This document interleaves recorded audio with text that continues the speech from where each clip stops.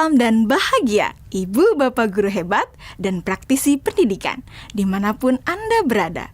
Kali ini, Ibu Bapak akan melihat contoh situasi pembelajaran di sebuah kelas tingkat sekolah dasar yang menerapkan pembelajaran berdiferensiasi. Mari kita saksikan bersama-sama.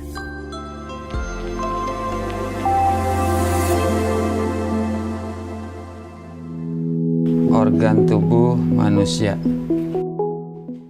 Minggu ini, Pak Kasim ingin mengajar sebuah materi tentang cara kerja salah satu sistem organ tubuh manusia, yaitu sistem pencernaan. Adapun tujuan pembelajarannya adalah melalui diskusi kelompok dan penugasan mandiri. 1. Murid dapat menjelaskan fungsi organ pencernaan pada manusia. Kedua, murid dapat membuat model dan menunjukkan cara kerja sistem pencernaan manusia.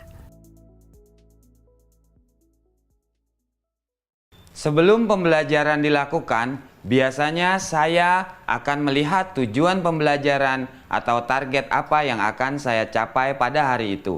Setelah itu, saya melihat data atau informasi terkait murid-murid saya untuk menentukan strategi pembelajaran yang tepat dan penilaian yang sesuai.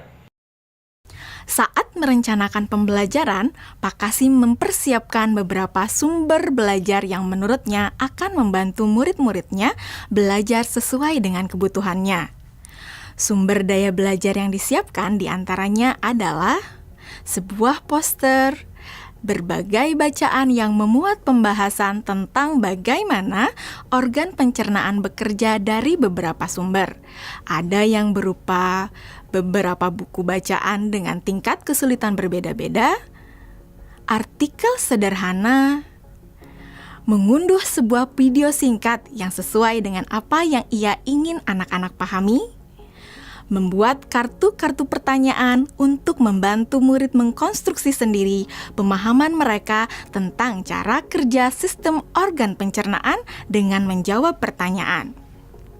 Sumber belajar yang beragam ini tentunya tetap sesuai dengan tujuan pembelajaran yang ingin dicapai, atau dengan kata lain mengimplementasikan diferensiasi konten.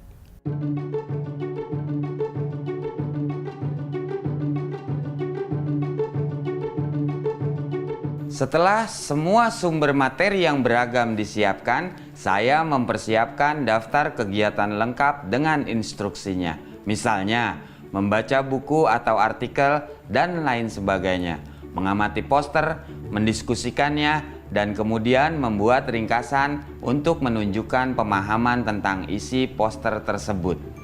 Menjawab kartu-kartu pertanyaan. Aktivitas-aktivitas tersebut walaupun berbeda-beda, namun semuanya bertujuan agar murid memahami cara kerja sistem pencernaan. Assalamualaikum.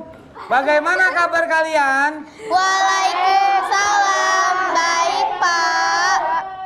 Hari ini kita akan mempelajari tentang sistem pencernaan manusia. Saya, Pak. Di awal pembelajaran, Pak Kasim memberikan penjelasan kepada semua murid yang ada di kelasnya tentang tujuan pembelajaran dan konsep kunci yang ia ingin anak-anak kuasai. Lewat proses tanya jawab dan contoh-contoh, Pak Kasim memastikan bahwa murid-muridnya memahami apa yang dimaksud dengan sistem. Pak Kasim meminta murid-murid bekerja dalam kelompok. Untuk penugasan kali ini, Pak Kasim telah mengelompokkan murid berdasarkan tingkat kemampuan murid membaca. Hal ini karena tugas pertama yang harus dilakukan oleh setiap kelompok adalah membaca materi bacaan terlebih dulu. Teks yang dibaca tiap kelompok sesuai dengan kemampuan membaca mereka. Selama proses murid melakukan kegiatan, saya mengobservasi dan memantau pemahaman murid-murid. Saya mendatangi tiap kelompok, mengajukan pertanyaan, dan memberi pertanyaan lanjutan kepada murid-murid yang memerlukan bantuan atau perlu diberikan tantangan lebih. Saya juga membuat catatan-catatan penilaian selama proses ini. Setiap jawaban murid, pertanyaan murid, saya perhatikan dan menggunakan informasi ini untuk menyesuaikan tingkat bantuan yang akan saya berikan pada murid atau berdiferensiasi proses. Sistem pencernaan adalah serangkaian jaringan organ yang bekerja untuk mencerna makanan. Organ pencernaan antara lain meliputi mulut, kerongkongan, lambung, usus kecil, usus besar, rektum, anus.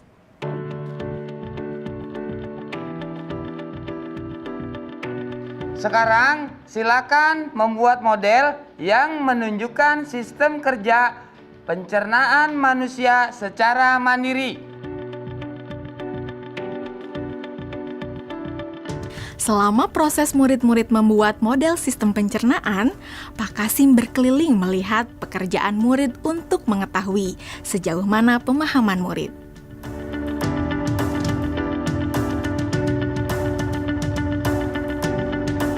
Di akhir pembelajaran, saya melakukan kegiatan refleksi, di mana refleksi tersebut digunakan untuk mengapresiasi murid, untuk mengetahui atau menilai sejauh mana pemahaman murid tentang topik yang sedang dipelajari, untuk mengetahui bagaimana perasaan murid-murid ketika melakukan proses pembelajaran.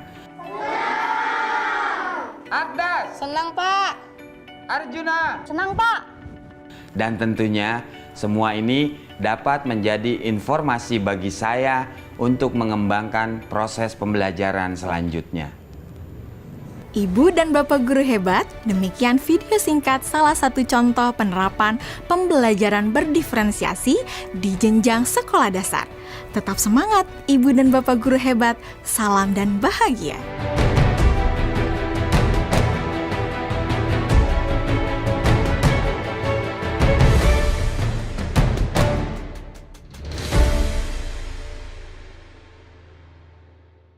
Bhinneka Tunggal Ika, semboyan negeri kita yang harus kita jaga bersama. Profil belajar Pancasila tanamkan di dalam dada. Profil pelajar Pancasila